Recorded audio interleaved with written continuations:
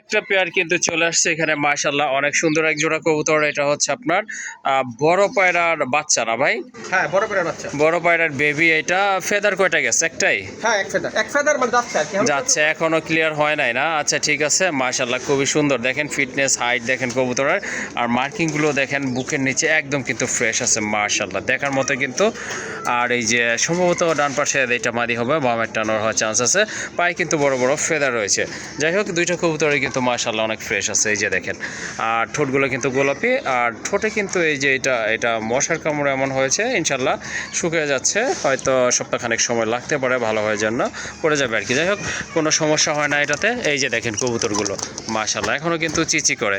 কারো যদি এই ধরনের এই বয়সের বেবি লাগে, সেক্ষেত্রে আপনারা এটা সংগ্রহ করতে পারেন। ভাইয়া জোড়াটা কত পড়বে? জোড়াটা প্রাইস আজকের জন্য মাত্র 3000 টাকা, যা হ্যাঁ কিনা বর্তমানে আসলে এই দামে এরকম বেবিগুলো পাওয়া অসম্ভব।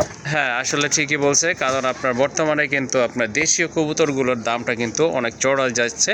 যাই হোক, কারো যদি এই বেবি জোড়াটা লাগে, অবশ্যই যোগাযোগ করে সংগ্রহ করে নিতে হবে। আর জোড়াটার দাম পড়বে একদম, কাইন্ডলি দামাদামি করা যাবে না, 3000 টাকা ভাই। হ্যাঁ, অনলি 3000 টাকা। একদম থাকবে 3000 টাকা।